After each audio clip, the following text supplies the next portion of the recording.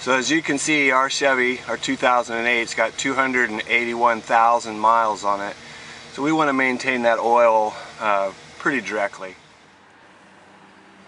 Alright, before you take your drain plug out, let's go ahead and take off this oil cap. Paper down here. Next, we're going to put our oil catcher pan right here. But we're also going to do one more thing.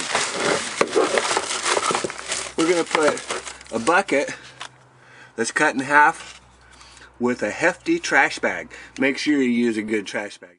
Okay, here's the oil pan, and on this Chevy, this drain nut is 9/16. So we've got our wrench ready. It's dark under here, but shouldn't matter. I have on my rubber gloves, but they're not going to protect me from the heat. So here we go. I hope that catches it. Ready? Here it comes. So drain that out nicely. Next, we're going to go over on the other side and we're going to take off that filter.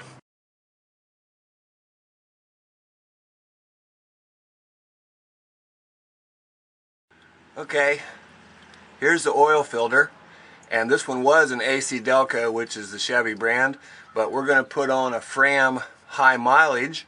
Should fit right up in there. A little bit hard to get your oil wrench into this socket. You can see it's really narrow behind the filter, but either way, we'll get it in there. Again, we're going to use a Fram high mileage filter. So let's go ahead and install it. Slide your wrench up onto your filter. It's tight.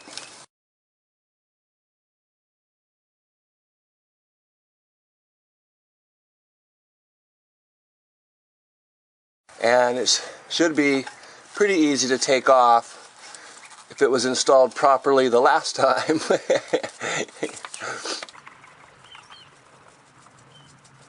You just spin it off by hand. Be ready for it because it's going to drop.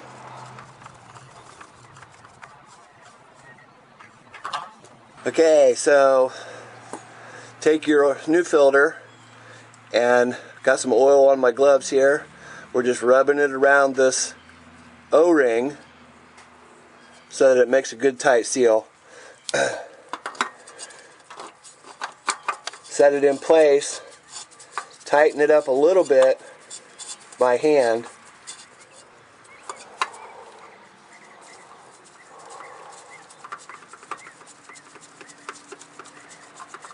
There we go. Spin that around.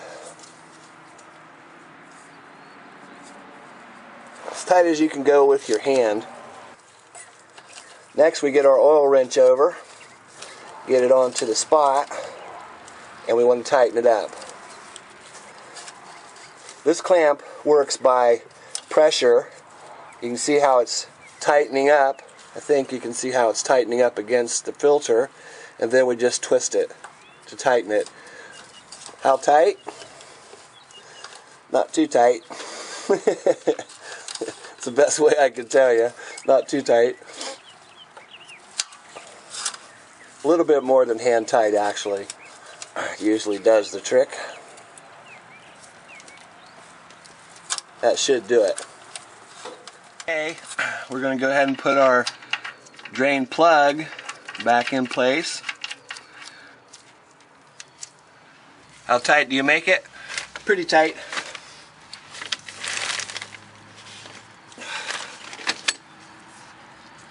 Alright, we're all set to check for leaks here. We're going to put some oil in, show you what kind we're going to use here in just a second. For those of you that have seen this oil change before, you know I like to use Valvoline, and this truck calls for a 5W30.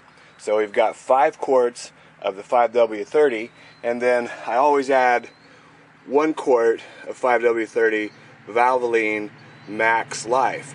Does it help? I don't know. Okay, I don't have a funnel, but if you look closely, you'll see we've used an invoice, and we just roll it up to make a cone and stick it down into the oil filler, and we're just going to fill it up. And we're just pouring it in. You have to go a little slower because remember, we're using a paper funnel. You hear it draining all the way through. Good. We're using the Max Life. Does it help? I have no idea. But I've used Valvoline for nearly 30 years, and I've never had an engine seize up, a valve go bad. Other things have happened. Alright, so we've now got 6 quarts of oil into our 2008 Chevy van. And let's go ahead and put our cap back on. There we go. Now let's go down one more time underneath and look for leaks. Okay, there's the drain plugs. No leaks.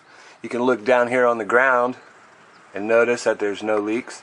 Now let's go on the other side and check that oil filter. Okay, here we are looking at the oil filter, newly installed. I see no dripping there, and we can check the ground again and notice that there's just no spots of oil here at all. Don't forget to take your oil to a recycling place to get rid of it properly. There we go, oil life remaining 100%.